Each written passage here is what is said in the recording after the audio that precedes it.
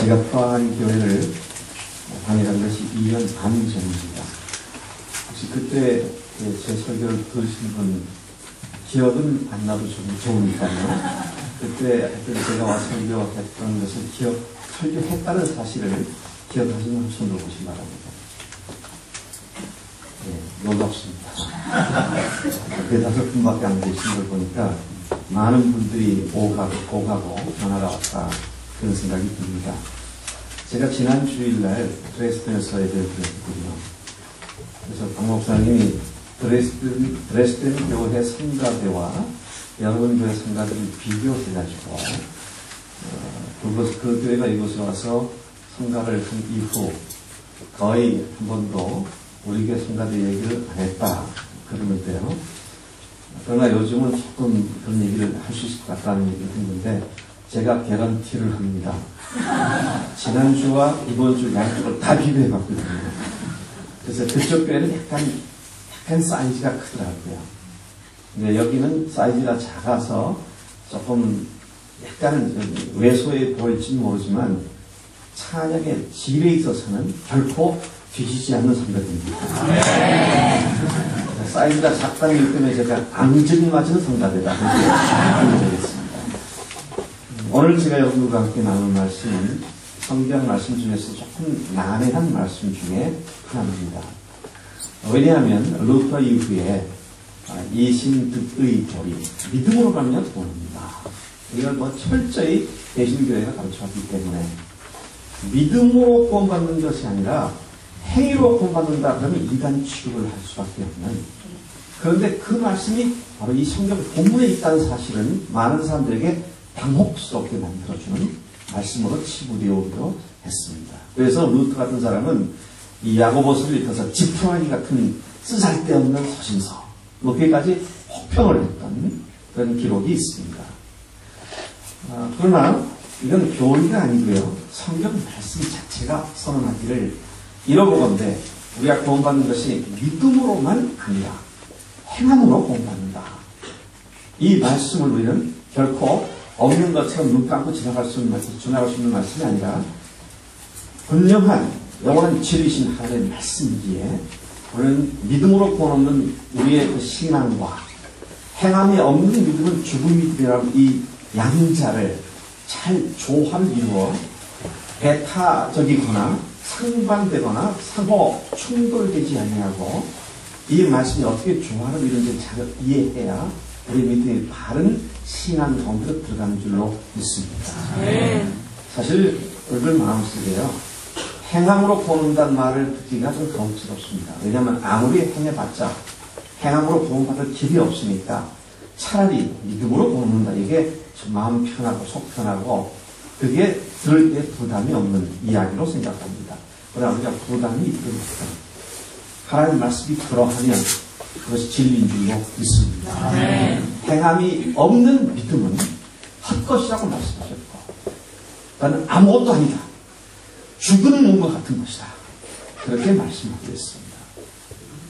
저는 누구보다도 믿음으로 구원 얻는다는 이 사실을 신학교에서 가르쳤고 교회에서 가르쳤고 늘 강조해 가르쳤지만, 그러나 한 10수년 전부터 이 야고보서 말씀이 굉장히 중요하게 마음속에 다가오기 시작했고, 이 말씀은 어떤 것을 여기고 믿음으로 보는다, 이것만 얘기하기에는 하나님 말씀을 내가 내 마음대로 취사 선택하는 잘못을 범하고 있다는 사실을 주목하면서 이 말씀을 깊이 생각하기 시작했습니다.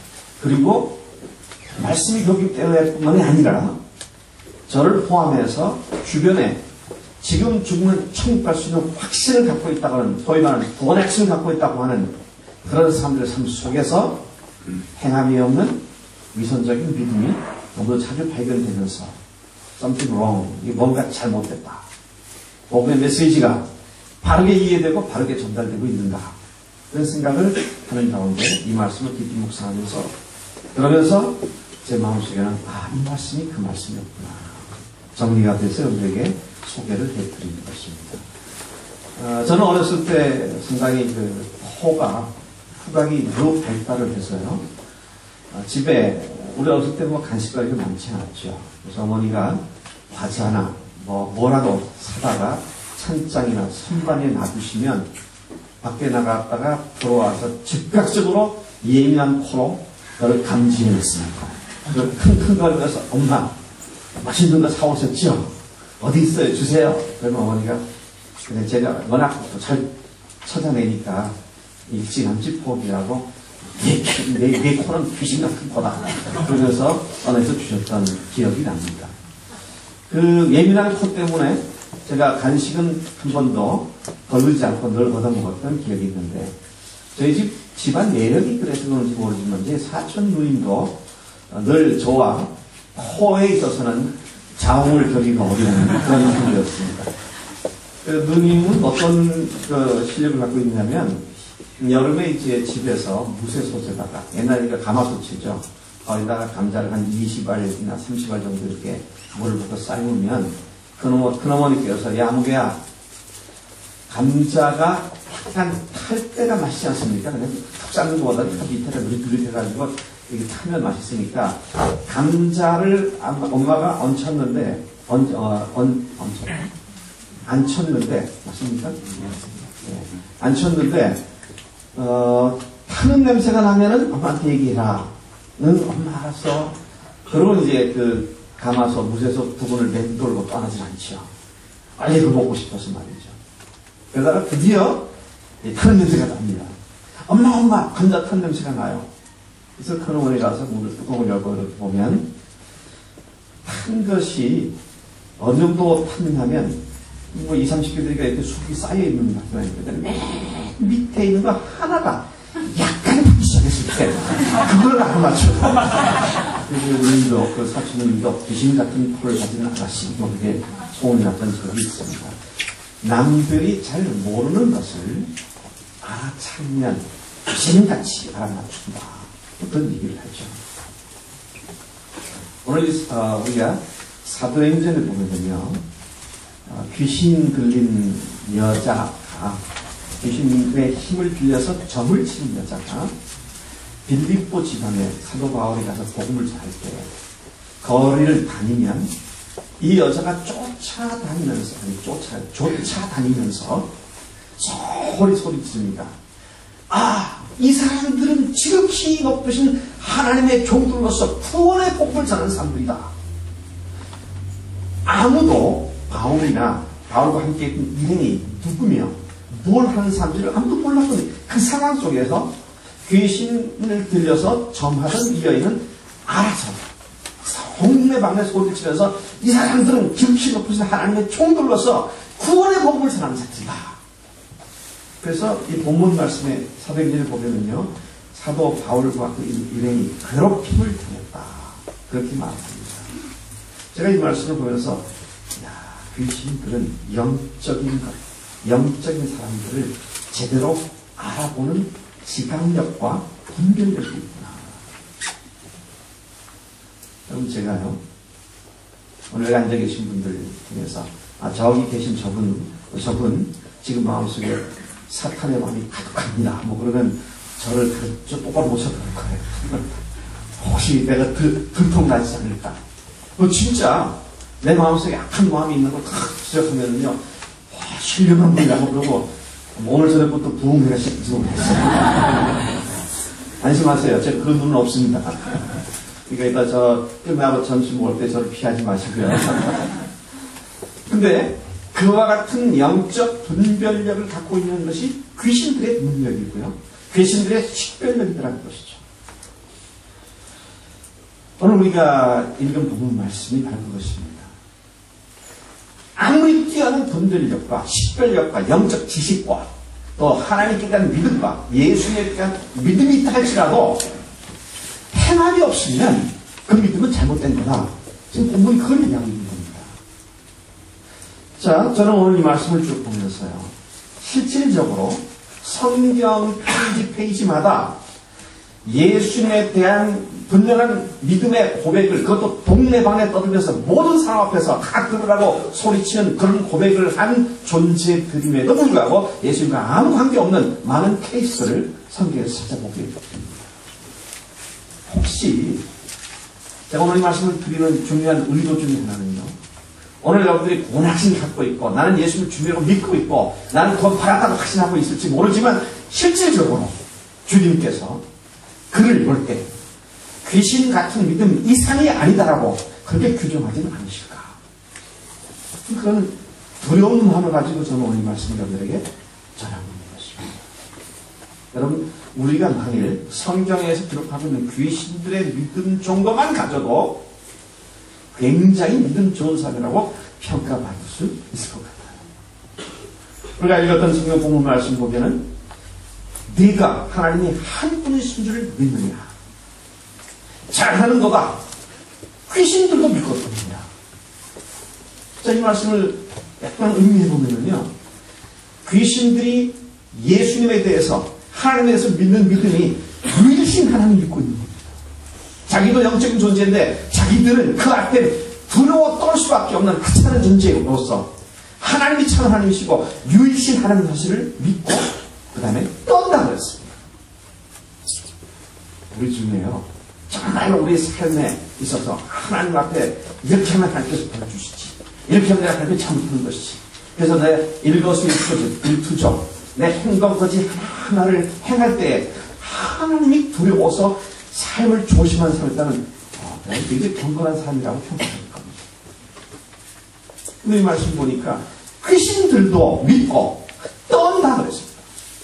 하나님을 두려워하고 예수를 두려워해서 그 앞에 떠는 그런 믿음을 갖고 있는 믿음인데 그들은 여전히 귀신이라는 것이죠. 그러면 예수 나의 주님이시라고 고백을 하고 내가 지금 천국 갈 수 있다고 확신하고 그리고 내 삶의 주님을 두려워하고 하나님의 말씀을 살려고 애를 쓰고 교회 생활 열심히 하고 주일날도 빠지지 않고 열심히 나오는데 그 믿음이 귀신 같은 믿음 이상이 아닐 수도 있다고 하는 가능성, 개연성을 생각한다면 혹시 나는 그런 부류에 속하는 사람은 아닌가? 심각하게 반드시 직면해서 풀어야 하는 문제가 아닙니다. 바로 그런 말씀이 되는 것입니다. 구원받는 믿음, 하나님께서 인정하시는 믿음, 그래서 하나님께서 쓰실 수 있는, 하나님께 쓰임받을 수 있는 믿음, 그런 믿음은 어떠한 믿음입니까? 그런 믿음은 적어도 귀신 같은 믿음 이상이어야 하나님께서 쓰실 수 있고 하나님께서 인정하실 수 있고 하나님께서 구원하시는 사람이다, 그렇게 말씀을 하시는 것이죠. 저는 이 시간 귀신 같은 믿음이 먼저 어떤 것인지를 좀 더 세밀하게 살펴보기를 원합니다. 첫째로 귀신은 하나님의 존재를 인정하는 믿음을 가진 존재였습니다. 귀신은 하나님이 유일신 하나님의 사실을 믿고 있었습니다. 누가복음 4장에 가서 보면 예수님께서 가버나움 회당에서 말씀을 가르치시는 장면이 나옵니다. 근데 그 회당 안에 귀신 들린 사람이 있었습니다. 근데 그 귀신 들린 사람이 예수님을 딱 만났을 때 예수님 누군지를 알아봤습니다. 여러분은 귀신 들린 사람이 소리를 지릅니다. 아, 나사렛 예수여, 우리가 당신과 무슨 상관이 있나이까? 그러면서 하는 말이, 나는 당신이 누군지를 아노니 하나님의 거룩한 자신이다. 아, 나는 당신 누군지 알고 당신은 하나님의 거룩한 분이십니다. 하나님의 거룩한 자이십니다. 그렇게 이야기를 합니다. 이거 혼자 속삭이는 게 아니고요. 항상 다 듣도록 그렇게 고백을 한 겁니다. 재미있는 것은 이 귀신의 외침은 또 다른 사람이 외쳤더라고요. 누가 외친 거냐? 베드로가 외쳤습니다. 요한복음 6장 69절에 보면 이렇게 기록되어 있어요. 뭐라고 말하고 있느냐면 우리가 주는 하나님의 거룩하신 자신 줄 믿고 알았습니다. 그 얘기하고 조금 전에 가버나움 회당에서 귀신 외침하고 똑같아요. 당신이 하나님의 거룩한 자이신 줄로 믿고 알았습니다. 똑같은 말입니다.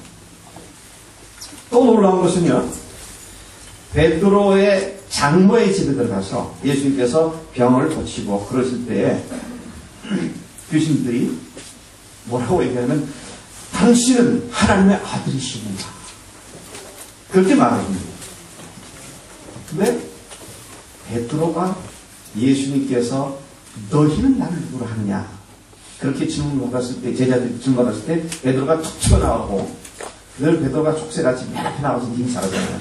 딱 튀어나와서 주는 그리스도시여 살아신 하나님의 아들이십니다. 아까 봤던 귀신이 한 얘기나 베드로가 한 얘기가 다름없어요. 당신은 하나님의 아들이십니다.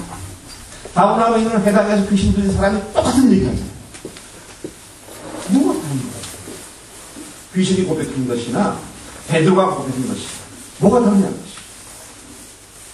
너가 8장에도 보면요, 거라사 지방 무덤 사이에 쇠고랑에 차여 있었던 귀신 들린 사람이 나옵니다. 공문묘지죠. 요단 갈릴리 동편 건너편에 거라사 지방에 예수님이 있었을 때 무덤 사이에 거주하면서 쇠고랑에 차여 있는 귀신 들린 사람 만납니다.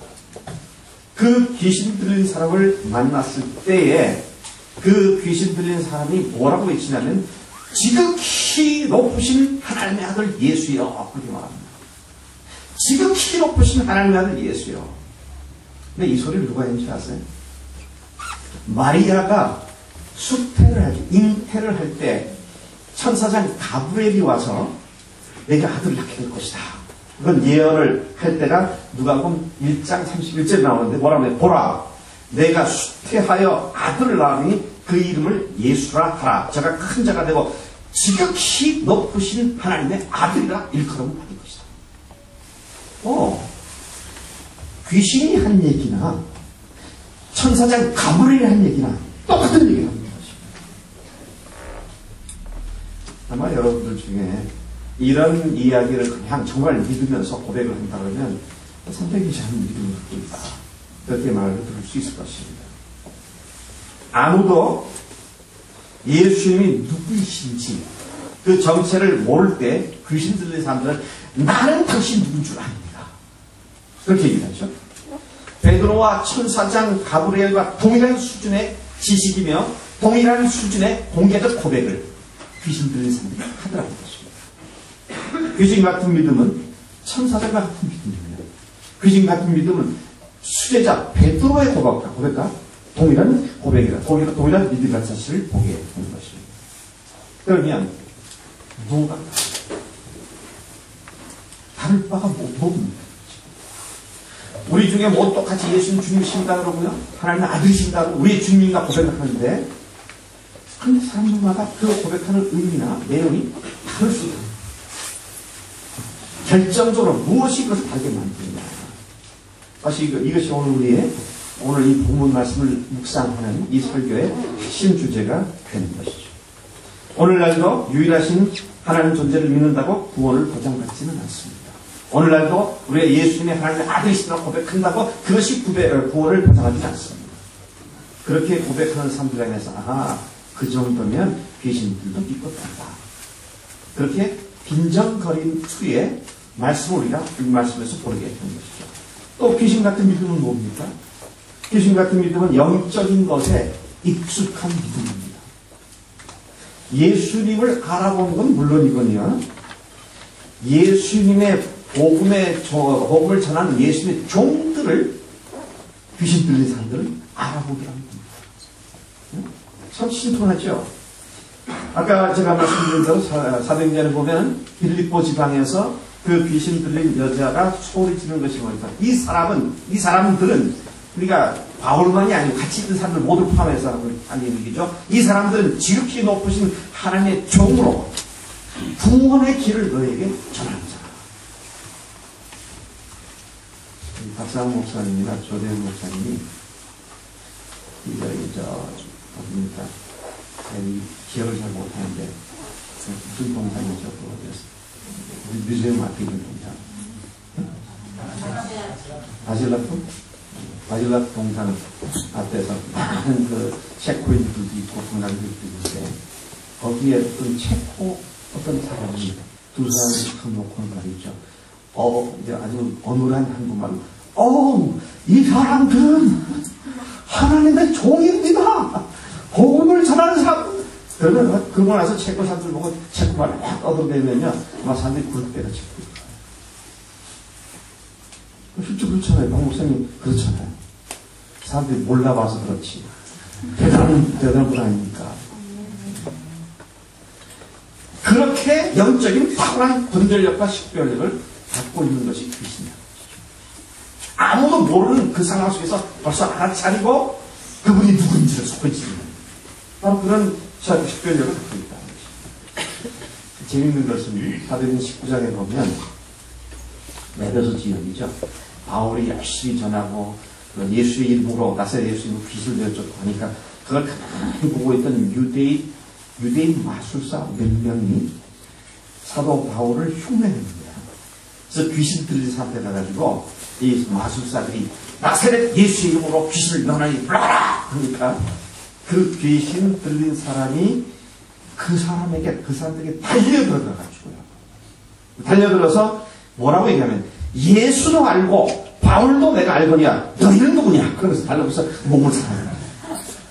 개망신 당하는 거 아닙니까? 근데 귀신은 그걸 알아요. 그렇게 영물이라고요. 영적인 사실과 영적인 어떤 존재나 영적 가치 이런 것들 잘 알아차리는 것이 귀신이라는 것이죠. 가짜와 진짜를 구별할 수 있고요. 영적인 것들을 잘 식별할 수 있는 상당한 경지에 이른 믿음이라 할지라도 그것이 구원을 보장하지는 않는다는 겁니다. 여러분 우리가 오늘 제 설교 제목이 귀신 같은 믿음인데 우리의 믿음은 귀신 같은 믿음이 아니라 귀신 같은 믿음 그 이상이 됩니다. 무엇이 귀신 같은 믿음이며 그 이상을 구분하는 분수령이 됩니다. 분기점이 됩니다. 그래도 여기에 계속 오늘 초점을 맞춰서 말씀을 들어야 할 것입니다. 목사의 설교를 또는 어떤 사람들의 신앙생활을 논리적으로 심리학적으로 잘 분석해내고 설교를 평가하고 비평하고 어떤 사람들의 신앙 행동을 갖다가 심리학적으로 잘 분석해내서 그렇게 해서 그런 이유 때문에 그렇다고 그렇게 분별력을 갖고 한다 할지라도 그런 분별력이 사람을 구원하지는 않습니다. 피곤하게 만들 뿐이죠. 세 번째 귀신은 어떤 믿음을 갖고 있냐? 아까 말씀드렸지만 하나님을 두려워하며 떠는 믿음을 가진 존재가 귀신이라는 것입니다. 이 귀신들이 예수님께 대하여 가진 믿음은 상당한 수준이었습니다. 상당한 수준이었어요. 그들은 예수님을 두려워하며 그분을 향해 떠는 그런 믿음을 가진 자들이었습니다. 본성적으로 하나님을 두려워하고 또 윤리적으로 도덕적으로 하나님을 두려워하는 정도의 믿음을 가진 사람은 적어도 우리는 괜찮은 그리스도입니다. 괜찮은 신앙입니다. 그렇게 평가할 수 있을지 모르겠습니다만은 기독교 신앙은 하나님께 대한 두려움과 공포가 아닌 사랑과 감격과 자발성에 의해서 이루어진 것이 기독교의 진정한 신앙인 줄로 믿습니다. 그래서 사도 바울이 디모데에게 쓴 편지 디모데후서 1장 7절에서 하신 말씀은 하나님이 우리에게 주신 것은 두려워하는 마음이 아니요 오직 근신과 사랑과 근신한 뭐예요? 오직 능력과 사랑과 근신하는 마음입니다. 우리의 신앙의 행습들 교회 와서 성가대원이 되고요. 주일학교 교사가 되고 목자가 되고 또는 주일날 참석을 하고 헌금을 하고 하는 이 모든 행습들이 주님께 대한 사랑과 성령의 능력이 힘있고 또 우리가 근신하는 마음을 가지고 주 앞에 드릴 때 그것이 진정한 믿음이지 체면과 나의 습관과 관습과 나의 어떤 뭡니까 다른 사람 앞에서 적어도 나 자신이 이 정도의 믿음을 갖고 있다는 과시욕이라든지 또는 자기가 그 정도 해야만 자기 스스로 내가 주님 앞에 해야 할 일을 했다고 자기 만족을 위한 신앙생활이지 이런 것들은 주님께 대한 사랑과 주님의 성령의 능력을 힘입거나 근신한 마음을 드는 것과 관계가 없는 귀신 같은 믿음일 수 있다고 하는 겁니다. 바로 그런 얘기가 되는 것입니다. 여러분 저는 어떤 한 사람의 간증을 알고 있습니다. 참 놀라운 간증입니다. 오래전 얘기입니다만 이분이 70년대 80년대에 청계천 7가 8가에서 피복 그러니까 봉지업을 하고 있었습니다. 이분이 17년간 그 봉지업을 했고요. 미국으로 이민을 갔습니다. 돈을 많이 벌었어요. 수백억 대의 돈을 벌었어요. 자, 이 정도면 내가 더 이상 일 안 해도 먹고 살 수 있겠다. 그래서 불법으로 돈을 갖다가 미국으로 빼돌리고 네 식구가 아들 둘하고 네 식구가 이민을 갔습니다. 이분이 그런 동기로 미국에 갔기 때문에 한인 사회와 접촉을 하게 됐습니다. 물론 한국 교회도 아니었다고요. 이 사람은 지난 17년간 하루 딱 이틀만 빠지고 교회를 잘 출석한 사람입니다. 남들 신앙이 있다고 생각한 사람이죠. 왜 그렇게 갔습니다. 그것도 무슨 얘기죠. 17년간 두 번밖에 빠지지 않은 신실한 그리스도인이라고 생각하는 사람이 몇백억의 돈을 빼돌리는 불법을 아무 문제 없이 저지르는 이건 신앙 아니잖아요. 어쨌든 그래서 이제 미국 교회에 나가기 시작했어요. 근데 두 아들, 3학년, 4학년 두 아들이 있었는데 이 아이들 보고도 미국 교회 가자. 이 아이들이 뭐 영어를 합니까? 뭐 천박이 아무도 모르죠. 밖에 나가 놀다가 이 거리에서 놀다가 그 동네에 있었던 한인교회 주일학교 선생님들이 지나가다 보니까 한국 아이들 같아. 한국말을 하는 거예요. 왜 한국에서 왔냐? 예, 그래요. 너희들 친구 많이 있어? 어때요? 우리 교회 올래? 우리 교회 오면 친구들 많아. 얘들도 한국말로 어떤 아저씨들이 다가와서 얘기해서 너무 좋은 거예요. 그래서 그 교회 갔더니 한국 친구들 많고 이 아이들이 아주 행복해졌어요. 이제 주일날 교회를 가려고 부모들이 차를 타고 가자 그러니까 안 간다는 거예요. 우리는 한국교회 간다는 거죠. 왕때를 쓰는 바람에 이제 어쩔 수 없이 부모도 너희들 거리 가라. 엄마 아빠들이 가겠다. 한 달간 부모와 자녀들이 다른 교회를 나갔었습니다. 이 아이들은 갈 때마다 해피하고 즐겁고 그랬죠. 근데 안 되겠다 싶어서 부모들이 한 달쯤 지나는 날, 안 돼. 이제부터 다시 미국교회 나가야 돼. 이제 강제로 그들을 차에 태우려고 하니까 이 아이들이 울면서 왜 엄마 아빠가 좋아하는 교회를 우리가 따라가야 돼? 우리가 좋아하는 교회가 있는데. 그러면서 때를 쓰니까 자식 이기는 부모 없다고요. 부모들이 그게 좋니? 너는 너무나 가봐. 너는 너무 좋아. 그래서 그러면 우리가 한번 가보자. 그래서 그 교회로 오기 시작했습니다. 그래서 한 6개월쯤 지나면 그들이 예수님을 제대로 만났습니다. 귀신 같은 믿음에서 그 이상의 믿음으로 점프를 하게 된 거죠. 그 그들의 간증을 직접 들은 겁니다. 그리고 이제 그들이 간증하는데 그런 장면이 나더라고요. 자기는 17년 동안 한 번밖에 빠지지 않았다. 열심히 돈 잘 벌죠. 매일 옷 만들어가지고 또 도매상에서 팔고 돈이 계속 들어오고 그러다 하루는 주일날인데 그 사업 관계로 부부가 교회를 갈 수가 없어서 하루를 빠졌던 거예요. 그랬더니 하필이면 그날 불이 나가지고 사업체가 다 타버린 거예요. 그래서 주일날 빠져서 하나님께서 나에게 책임지셨구나. 그래서 그 다음부터는 절대 안 빠졌다는 거죠. 그 수년 지난 어느 날 또 빠질 수밖에 없었어요. 그래서 지난번엔 불이 났지만 이번 다시 않겠지. 그러면서 빠져 또 그날 불 났다는 거예요. 그래서 그 후로는 주일날에 절대 범하지 않고 교회 나간다고 말이죠. 이 정도는 신실한 믿음 아닙니까? 강 목사님, 여기 계신 분들이요, 주일날 여기 베를린 갔다가 또 토요일날 밤 12시에 집에 돌아가서 나는 아침에 일찍 일어나가지고 10시 50분까지 교회 오면 그런 교인들은 강 목사님이 참 신실하다고 그렇게 믿고 목회를 거기다 걸리고 할 수도 있죠. 그런데 그래도 아니라는 거예요. 그래도 귀신 같은 믿음을 시작하는 겁니다. 오늘 말씀이 그러면 이제 제가 결론으로 가겠습니다. 귀신 같은 믿음이 아닌 믿음이 도대체 뭐냐?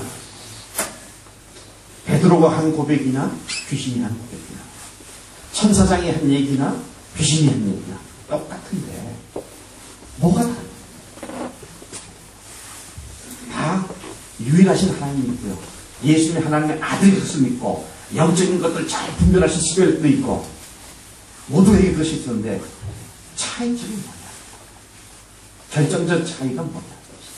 제가 이 본문을 묵상하다가 중요한 차이점을 깨달았어요.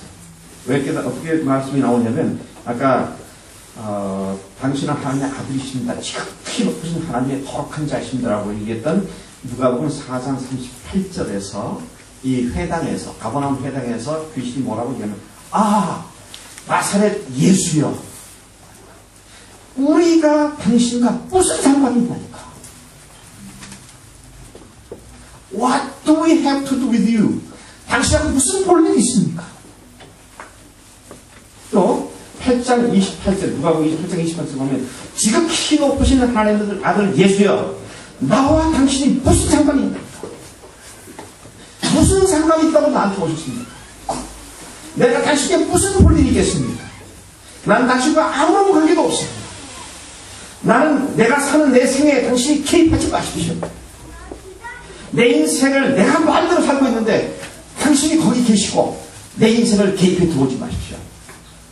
나는 내 인생을 스스로 하나 살아가겠습니다.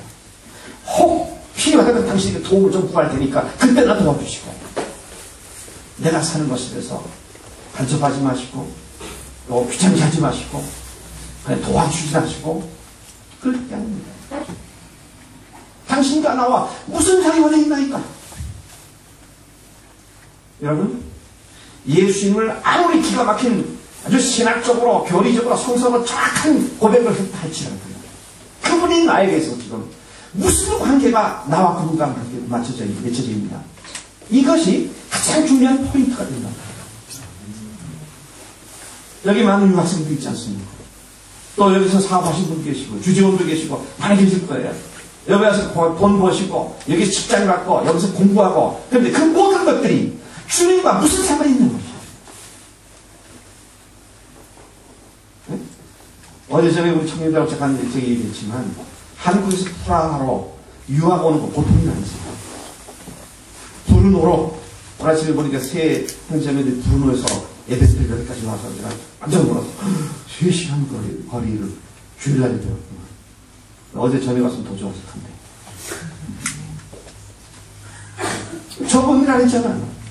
그렇게 엄청난 일을, 그런 유학을 하고 있는데 그것이 주님과 무슨 관계가 있는 거죠? 내가 유학을 가는데 주님께서 이 일에 상관하지 마십시오. 또는 주님과 아예 생각하지 않고 그래서 내가 원해서 왔고, 그렇다면 그런 믿음이 귀신 같은 믿음과 뭐가 다르냐?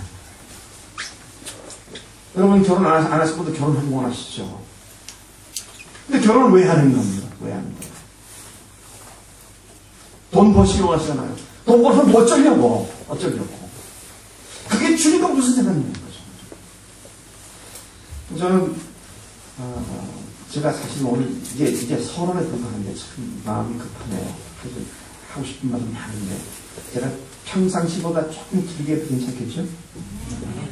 제가 길게 하고 다시는 오지 말라 결심 안 하겠습니다. 근데 이게 너무 중요하기 때문에 지금 결정적 포인트에 와 있으니까 주님과 관계 맺는 것에 관해서 말씀드린 거 있다면, 요한복음을 보면, 여러분 요한복음을 제가 뭐 다 얘기해서 얘기할 수는 없고요. 1장부터 쭉 11장까지 보면 예수님께서 어떤 사람은 이렇게 예수 믿는데 그거 아니다. 어떤 사람은 이렇게 믿는데 그거 예수 믿는 바른 아니다. 어떤 사람이 이렇게 믿는 그것도 바로 믿는 아니다. 그리고 9장에 나가지고 예수 믿는 게 바로 이거다. 그렇게 말씀하세요. 예를 들어 볼까요? 2장에 보시면 예수님께서 그 물로 포도주를 만드시는 이적을 행하시잖아요. 그래서 그로부터 해서 많은 이적을 행하시니까 사람들이 구름대같이 몰려드셨습니다. 표적을 보고 많은 사람이 쫓았다고 했어요. 근데 예수님께서는 2장 50몇 절인가 40몇 절 보면요, 자기 표적을 보고 믿는 사람들에게 자기의 몸을 의탁치 않으셨다. 이는 그들 속에 있는 것이 무엇인지를 아셨기 때문이다. 그래서 표적 보고 믿고 따르는 사람들의 믿음을 인정하지 않았다는 얘기입니다. 3장에 당대 최고의 종교적 어떤 그 최고의 경지에 이른 화신, 종교적 화신으로 알려져 있는 니고데모라는 사람이 주한테 나옵니다. 종교적인 관록이 있고요. 성경과 신학 지식이 풍부하고 당대 최고의 학식과 또 존경을 받는 그런 위치에 올라오는 국회의원과 같은 사내는 회원이었고, 그런 사람이 예수님께 나와서 어떻게 해야 내가 하나님 나라에 갈 수 있습니까?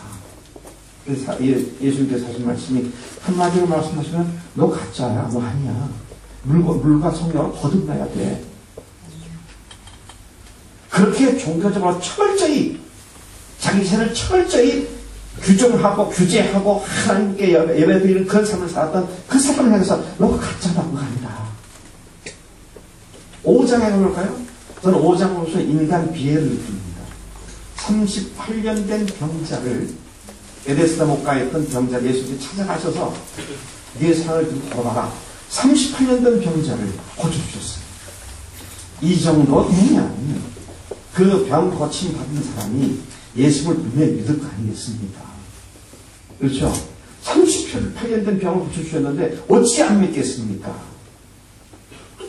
들어가서 자기 상을 들고 걸어가니까 그날이 안식일이었습니다. 우리 사람들이 아니 여보 안식일날 왜 물건 들고 간 거요? 당신 안식일 범하고 있지 않소? 그렇게 공격을 하니까 그 비난을 피하기 위하여 나보고 뭐라 그러지 마세요. 나보고 그러지 마세요.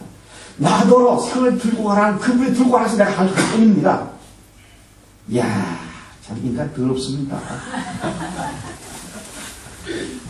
그래가지고요 이 사람에 대해서 사람들이 비난하고 그러니까 그게 피해졌대요. 예수님이 다시 그를 만나셨습니다. 더 중한 것이 생기지 않도록 다시는 죄를 범하지 마라. 그러니까 자기를 낫게 해준 분이 예수라는 사실을 비로소 알았습니다. 이 사람들이요 병 고치는 데는 관심이 있지만 병 고쳐주신 그분이 누군지에 대해서 관심이 없다가 다시 찾아오시니까 이분이 예수구나. 그래서 앞에 그 당국자들이 누가 너 상 들고 가라냐?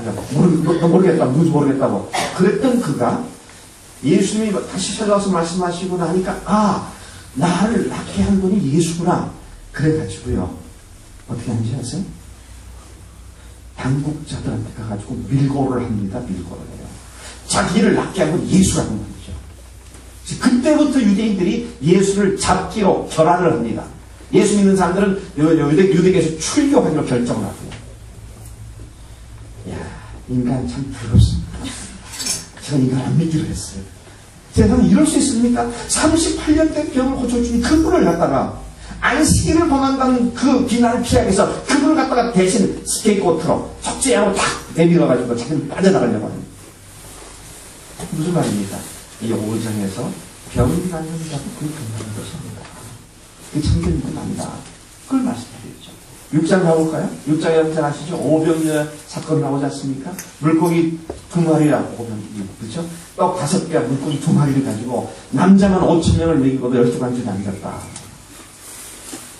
여러분들이 그 자리에 있었으면 그 예수님을 그때 경험한 뒤에 어떻게 했을 것 같습니까? 성경에 보니까요, 사람들이 이분이야말로 메시아구나. 그래서 억지로 임금을 삼으려고 합니다. 그러니까 예수님께서 이제야 나를 알아보는구나. 이제야 뭘 좀 볼 줄 아는구나. 그러신 게 아니라 그들을 피하였습니다. 그들을 억지로 임금 삼으셨기 때문에 예수께서 피해가셨어요. 그리고 사실 말씀이 이들이 나를 찾는 듯한 그 표정을 본 때문이 아니라 떡을 먹고 배불렀기 때문이다. 먹는 거를 해결해주는 메시아. 그런 경제적인 메시아를 받고 정치적 메시아를 받죠. 오늘 우리가 예수를 믿는데요. 예수님을 자기식으로 규정해서 믿는 거 굉장히 위험합니다. 예수님 그분의 진면목을 제대로 믿어야 되는데 자기가 필요한 대로 예수를 마음대로 믿는 거예요. 아니죠. 그때 당시 요한복음 6장에서는 그렇게 예수님을 사람들이 오해했죠. 8장 가보겠습니다. 8장에 가늠하다가 현장에서 잡힌 여인이 이제 끌려 나오죠. 돌로 치려고 합니다. 예수님께서 예수님을 그들이 시험하죠.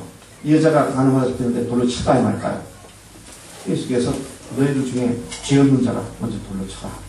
그러니까 다 양심의 가책을 받고 흩어졌습니다. 그리고 예수님께서 그 여자를 나도 너를 정죄하지 않는다. 그래서 그를 갖다 구원해 주셨습니다. 그러고 나서 장면이 바뀌면서 예수님께서 당신이 누구신지 하나님의 아들이시라는 사실을 쭉 유대인들 앞에서 설명하십니다. 그러니까 유대인들이 31절, 8장 31절에 보면은요, 이에 유대인들이 예수를 믿더라 그랬습니다. 그리고 예수님께서 32절에 진리를 알지니 진리가 너희를 자유케 하리라. 그래서 예수께서 자기를 믿은 유대인들에게 일러 가라사대 진리를 알지 진리. 그러니까 처음에는 불특정 다수인 유대인들에게 말씀하시다가 그들이 믿게 되니까, 믿는 많은 유대인들이 믿게 되니까 믿는 사람들을 향해서 더 깊이 진리에 대해서, 복음에 대해서 말씀 나누십니다. 그리고 쭉 하신 말씀이 아브라함도 이때를 보기를 즐거워했다. 그러니까 듣던 아니 이 자가 나이 50도 안 돼 보이는데 자기가 아브라함보다 먼저 있었다는 얘기냐? 그 말은 자기가 하나님이라는 얘기냐? 이렇게 된 거죠. 예수께서 그 생각을 아시고 하신 말씀입니다. 그렇다. Before Abraham was born, 아브라함이 과거에 옛날 얘기죠. was born, 태어나기 전에. 그러면 그 성경을 보면 참 재밌습니다. 영어 문법으로만 I have been 그래야 돼요. 그렇게 되지 않고 I am 그런다. 우리 성경에 보니까 아브라함이 태어나기 전부터 내가 있느니라. 있었느니라. 있느니라. I am이라는 건 현재 시제잖아요. 현재 시제인데 예수님이 요한복음에서 I am이라는 말을 7번 썼습니다. 그 말은 뭡니까? 내가 하나님이란 말입니다. 야훼, 여호와라고 번역되어 있는 야훼라는 말 자체가 I am that I am, I am who I am 그런 말이에요. 나는 나다 그런 말이죠. 우리말 성경에서 초리교에서는 나는 스스로 있는 자다 하는데 존재 동사인 비동사 현재형을 쓰면서 I am이라는 말씀입니다. 그래 내가 하나님이다 그런 말이죠. 자, 그 말을 들은 자기를 믿은 유대인들이 이제 예수 돌로 치려 합니다. 여기서 의문이 생깁니다. 아니 8장 31절에서 예수를 믿었다 그랬는데 그분이 더 깊이 말씀하시면서 내가 아브라함부터 먼저 있느니라 그리고 내가 하나님이다라고 하시니까 돌로 치려고 하는 그 사람들은 믿었다면서 왜 그렇게 했느냐? 이상하지 않습니까? 그것도요, 예수님께서 자기를 믿은 유대인들에게 일러 가라사대 하고 특정 다수가 아니라 믿은 유대인들에게 말씀하셔서 그들이 돌로 치려고 하는 거죠. 여러분, 믿는다는 말은 누구나 다 할 수 있지만 그 믿음이, 예수님께 대한 믿음이 어떤 믿음이냐. 자, 그러면서 9장에, 8장에 이제, 그런 8장까지 이런 믿음 아니다, 이런 믿음 아니다, 이런 믿음 아니다. 그러다가 9장에 바로 이런 믿음이다. 예수 믿는 믿음이 이런 것이다. 예수님과 관계 맺는 것이 이런 것이다. 예수님과 영원한 관계를 맺는 것이 이런 것이다. 하는 것이 나면서부터 소경된 사람을 고쳐주시는 이야기에서 나타납니다. 그래서 길을 가시는데 나면서부터 소경된 사람이 앉아 있었습니다. 구보를 하고 있었어요. 근데 가다가 예수께서 나면서부터 소경된 사람을 보시니 그랬어요. 그러니까 그 사람이 나중에 예수 나를 도와 이거 아니고요. 예수님부터 보신 겁니다. 예수님이 보시니까 옆에 있던 제자들이 예수님이 그 사람을 보는 걸 보고는 한심한 질문을 던집니다. 참 예수님이 사오정 같은 제자들이 나시면 고생했을 거예요. 이게 지금 한 2년 반 3년 가까이 되는 했는데요. 예수님께서 딱 맹인을 보셨으니까 딱 보시면 제자들은 즉각 뭘 알아차려야 돼요? 예수님이 이 사람을 낫게 하시려고 하는구나. 그렇게 알아차려야 하는데요. 그렇게 하지 않고 뭐라고 얘기하면 이 사람이 남한테로 소경됐는데 누구 죄 때문에 소경이 됐습니까? 자기 죄 때문입니까? 부모의 죄 때문입니까? 이건 신학적으로 아주 재미있는 논란거리였습니다. 그 신학적인 호기심을 충족시키는 질문을 던졌을 뿐 그 영혼에 대한 관심이 여전히 아직 제자들이 없었어요. 요게 4장, 요한복음 4장에 가면 같은 얘기가 나옵니다. 어떤 얘기냐면 사마리아 우물가 여인에 관한 얘기죠. 제자들은 떡을 사러 동네를 갔고 예수님이 이 여인하고 우물가에서 떡을 지나고 해서 드디어 믿었잖아요. 믿은 그 순간에 제자들이 돌아왔어요. 돌아와서 예수께서 이 여인과 이야기하시는 것을 보고 이상히 여겼더라. 제자들이 아니 주님께서 뭐야 우리 성경님께서 이방인 여자하고 사마리아 여자 하는 것이나 그것도 한방 여자의 차이를 보니까 당장 맞지 못한 여자 맞죠. 분명히 방정 맞지 못한 맞죠. 방정 맞죠. 방정 맞지 못한 여인하고 얘기하는 게 좀 그렇다. 뭐 이것을 이제 눈치를 하고 이렇게 보고 있는 장면입니다. 여자가 갑자기 물건을 튀어나가 동네로 들어갑니다. 그 제자들이 머쓱 해가지고 할 말이 없으니까 예수님께 떡이나 드세요. 제가 이거 보면서 제자들 정말 사고적으로 이런 사고적이라고 있습니다. 아니 예수님이 어떤 여인하고 얘기를 하고 얘기가 거의 끝나간 무렵 정도 되면 다 와서 보고 제자들이 예수님께 뭘 물어야 될까요? 어떻게 물어야 정상일 것 같습니까? 예수님과 함께 따라하던 제자들이 뭐라고 물어야 될 것 같아? 주님, 이 여자 구원 받았습니까? 이렇게 나가야지. 근데 그건 뭐 예수의 사역의 전반부라고 치더라도 지금 남에서부터 소경된 사람은 예수의 사역 후반부거든요. 그런데 엉뚱한 신학적인 질문만 했지 예수를 관심하고 전혀 동떨어진 상황이 있다는 것이죠. 여러분, 그래서 교회생활 열심히 하고요. 경제생활 열심히 하는데 정말 이것이 주님의 메인 컨설인가? 주된 관심사인가? 생각해 봐야 돼요. 나는 주님의 생각에 내 생각이 같이 합치면 그런 생각을 하며 살아갑니다. 자, 그래서 이 질문을 하니까 예수님께서 놀라운 말씀하십니다. 뭐라고 하시면 누구의 죄 때문도 아니다. 아버지께서 하시고자 하는 일을 하시기 위해서다. 이 이야기는요, 이 소경인 이 사람에게는 복음이었을 거예요. 왜냐하면 지금까지 모든 사람들이 지나가면서 혀 끝을 불쌍한 거, 벽값 치고 가고 그랬는데, 이분은 죄 때문에 한 거니까 얼마나 놀겠어요. 그럼 예수님께서 그 앞에 앉으셔가지고, 진흙을 이렇게 끌 모아가지고, 그 다음에 거기서 침을 붓습니다. 양쪽에다가 이렇게 눈두덩이 두 개가 딱 붙인 걸로 보면, 이 양이 꽤 많았던 것 같아요. 그렇죠? 침 한 번 뱉어서 안 될 것 같아요. 아마 두세 번 했을 것 같아요. 그러면 이렇게 진흙을 반죽을 만들어가지고 반을 떼어가지고 다 한쪽으로 붙이고 또 한쪽으로 딱 붙이시고. 소경 입장에서는 누가 침 뱉는 소리가 나더니 갑자기 끈끈한 이 끈끈한 것과 침 뱉는 소리의 상관관계는 이러면서 그런 말씀이 실로 한번 찾으시죠. 아마도 누구 죄 때문이 아니라 그 말 때문에 그가 감동돼서 그랬는지 아니면 바람대로 불려오던 예수에 관한 소문을 들었기 때문에 그랬는지 정확히 알지 못하겠습니다. 그가 더듬거리며 갑니다. 그리고 실로암에 가서 그걸 다시쳤어요. 제가 어떤 기록을 보니까 그 거리가 한 600m 정도 될 것이다. 계산하는 책이 있더라고요. 다 씻혀나고 마지막 눈 언저리에 있어도 모래알기 하나가 떠들어가는 순간 갑자기 자기 몸속으로 빛이 쫙 들어옵니다. 그러면서 자기 눈이 밝아지고 보이기 시작하죠. 여러분, 이 사람의 감정 상태가 어땠을 것 같습니다. 빛이 쫙 들어오고 보이기 시작할 때 보이네? 이렇게 했어요? 보인다! 뭐야 나도 볼 수 있다고 이건 뭐 소리 지르고 춤을 추고 아마 그랬을 것 같아요. 성경에 그런 말이 없습니다만 그 상황을 보면 그럴 것 같아요. 그래서 그랬는지 사람들의 주목을 합니다. 쫙 주목을. 이자가 그 길가에 앉아서 보고 하던 그 나무숲 속이 그렇지 않냐? 근데 맨날 눈 감은 거 봤기 때문에 누구 못 봤기 때문에 아닌 것 같은데? 뭐 그런 사람도 있었고. 그래가지고 사람들이 놀라가지고 당신 이리 와라 말이지. 당신 그 소리 맞냐고 그러니까 내가 맞다고 말이지. 그리고 막 떠들고 있는데 그러니까 안식이 일었다. 그래서 유대 지도자들이 부릅니다. 여봐, 이리 와봐. 오늘이 안식인데 누가 당신의 눈을 뜨게 했느냐?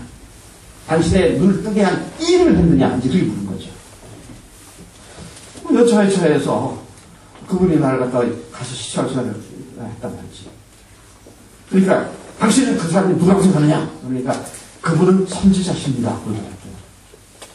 제가 또 영어 성경을 찾아봤어요. 헬라 성경을 보면 더 분명하겠지만 손쉽게 볼 수 있는 게 영어 성경이니까 봤어요. 그랬더니 He is a prophet. 한 선지자십니다. 만약에 그가 그렇게 말하자면 He is the prophet 하면 모세 오경에서 얘기하면 그 선지자, 메시아입니다. 근데 He is a prophet. 그러니까 하나님의 한 종입니다. 하나님의 일꾼입니다. 이걸 고백한 거죠. 그래서 되겠다. 부모가 그랬습니다. 이게 당신 아들 맞습니다. 어떻게 눈뜨게 됐어? 그러니까 이 부모들도 이 안식일을 범한 문제에 휘말리고 싶지 않아서 우리 모르겠다. 내 아버지 장성에 직접 물어보시오. 그리고 성경에서 구장에 보면 뭐라고 하냐면 이는 유대인들이 이미 예수를 믿는 자들은 유대교에서 출교하기로 결단을 했기 때문에 부모들이 그렇게 했다. 그렇게 말합니다. 부모들도 모르겠다 그러니까 다시 그 사람을 부르는 거예요. 여보, 다시 이러면 안 하고. 처음부터 다시 얘기해봐. 그러니까 이 사람이 하는 말이, 참 이상도 하네요. 내가 당신들에게 지금 똑같은 말을 몇 번씩 반복을 해야 한단 말이요. 당신들도 그분의 제자가 되기 원하십니까? 이게 지금 아파카소로 치는 겁니다, 지금.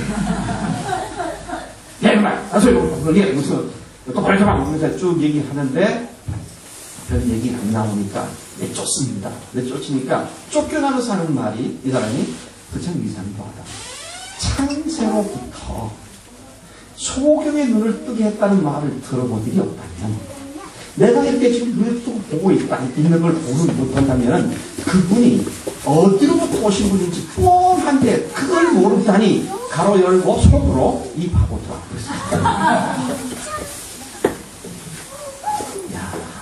제가 그걸 보면서요. 그 다음에 좀 더 나가겠습니다. 그 다음에 예수님께서 다시 그걸 말씀하십니다. 우리에게 질문했어요. 네가 인자를 믿느냐? 인자, Son of Man.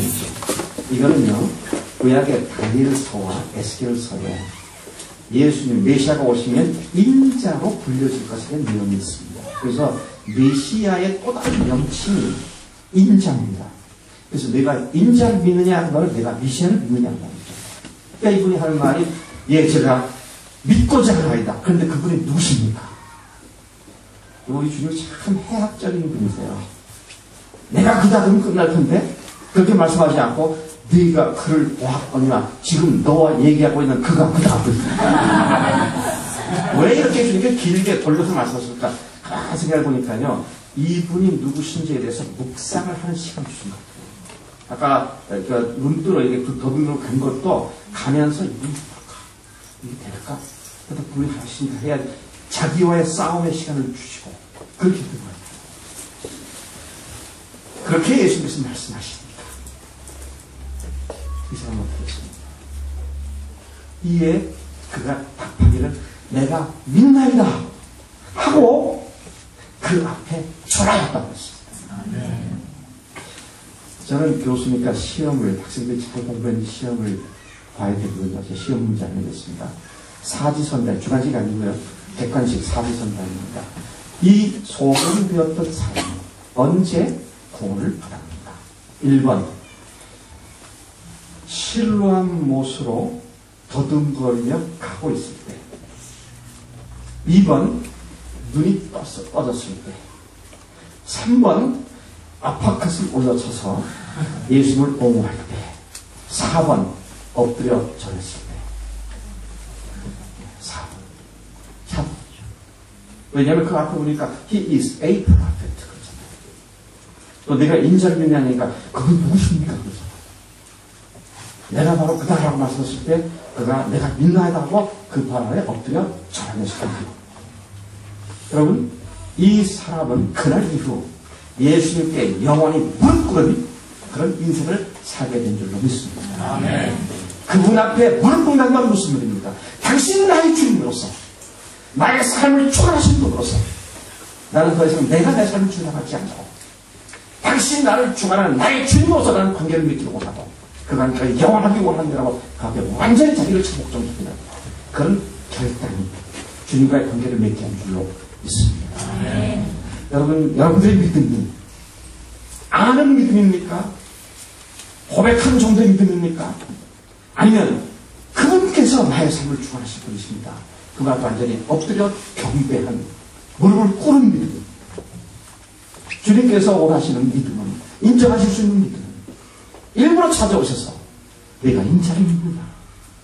병 나은 것 그것도 대단한 일이지만 눈 뜬 것 그것도 대단한 일이지만 아니 그것이 구원받는 거 아니야. 나를 제대로 믿고 알고 믿어야 되는 거야. 내가 인자를 믿느냐? 내가 바로 그다. 이에 믿는다고 고백하고 주 앞에 엎드려 합니다. 주님 앞에 영원히 무릎 꿇고 내가 공부를 하든 결혼을 하든 직장을 갖든 돈을 갖든 자녀를 갖든 한국에 살든 프라하에 살든 독일로 가든 어딜 가든지 주님께서 말씀하시면 움직이고 주님께서 멈추라시면 멈춰서고 주님이 하시는 대로 순종하는 삶. 그런 관계를 맺는 삶. 이것이 주님과 영원한 구원 관계에 들어간 증거가 된 줄로 믿습니다. 아멘. 여러분 다시 말씀드리지만 여러분들 교회 생활하는 것. 제가 뭐 한국이나 미국이나 뭐 독일이나 어디 가도 보면 교회가 시끄럽고 싸우는 때가 있잖아요.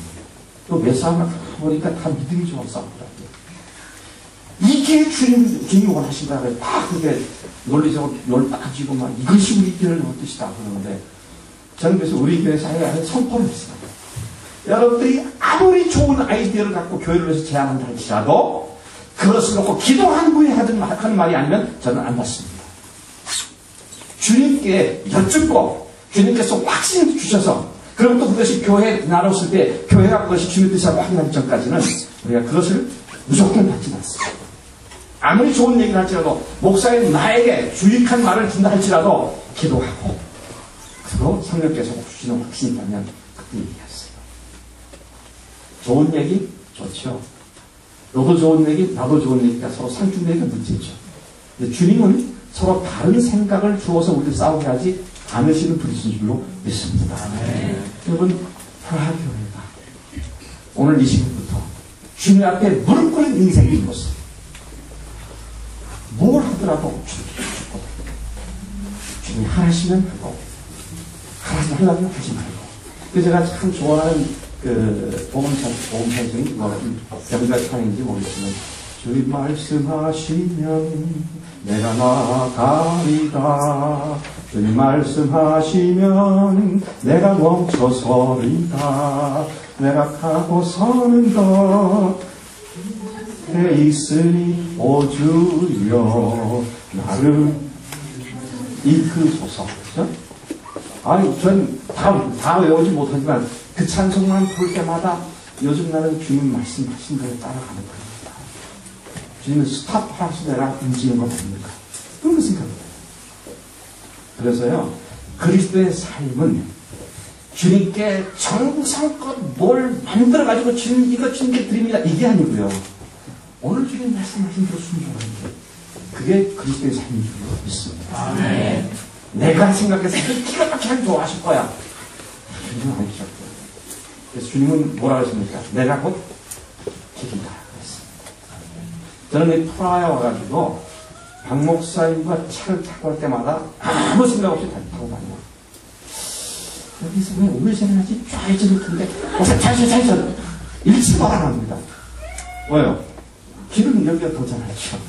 그냥 가만히 앉아서 그냥 아무 생각 없이 가면 딱 가면 벌써 또 부수동산 앞에 딱 내리더라고요. 택시 선택했다가 어제 혼나긴 했지만 네, 주님께서 말씀하시는 대로 순종한다. 큰 비전, 어마어마한 뜻, 하나님께 기뻐하시고 이런 비전을 향해서 거창한 말을 하지 않는다 이죠. 주님 순종하시도록 한 발짝 한 발짝 나갔고요. 내 삶의 걸음걸이, 우리 프라하는 교회 걸음걸이 온전한 주님의 뜻함을 인도하실 줄로 믿습니다. 네. 다시 묻습니다. 여러분 예수님께 무릎을 꿇은 인생이십니다. 귀신 같은 믿음에 관념적이고 이성적이고 합리적인 생각에 기초한 믿음 그 상태에서 아직 벗어나지 못한 것은 아닙니다. 주님 나의 모든 삶을 추구하시는 문자가 들어 주님이십니다. 이런 고백이 오늘 새롭게 드려지고 날마다 그 고백이 지켜져서 주님 사랑하기 때문에 순종했더니 나도 모르는 사이에 행함이 따르게 됐네. 그래서 우리가 행하는 믿음은요 행해지가 아닙니다. 주님 사랑해서 순종하다 보니까 이게 이루어졌네. 그렇게 되는 거예요. 그래서 제가 하나만 더 얘기 마치겠습니다. 기왕에 늦은 거 조금만 더 다 끝났어요. 혹시 안 끝났어요? 마지막 때 예수님께서 이 양과 염소를 가져다 그런 말씀을 알고가 가지고 가본다. 근데 거기 보면 그런 말씀이 나와요. 염소들에게, 양들에게 하시는 말씀인데요. 염소들에게 먼저 하시는 말씀. 너희들 내가 굶주렸을 때 먹이지 않았고, 옥에 갇혔을 때 찾아오지 않았고, 또 내가 헐벗을 때 입히지 않았다. 그러니까 염소들이 그런 말, 언제 우리가 그렇게 안 했습니까? 그러더라고요. 양들 보고는 내가 굶주렸을 때 내가 먹였고, 헐벗을 때 입혔고, 목마를 때 마셨고, 오히려 찾아와줬다. 그러니까 이 양들은 또 뭐래요? 우리가 언제 그렇게 했습니까? 자기들 의식에는 한 게 없어요. 야, 행함이 없는 믿음은 죽음이라면 이것도 열심히 행해야지. 그거 아니에요.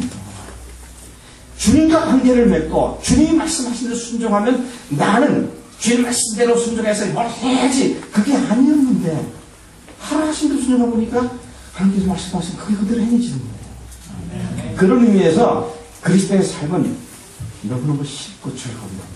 난 이걸 보시는데 저걸 하나님 못했다. 괜히 있는 잘못 잡더라고. 아니에요. 그거 아니에요. 박 목사님, 우리 정미자 성녀하고 결혼을 한 지가 18년 됐죠. 18년 동안 정미자라는 띵 여자하고 결혼을 잘못해가지고 잘못 잡혀가지고 할 수 없이 내가 할 수 없이 살았다.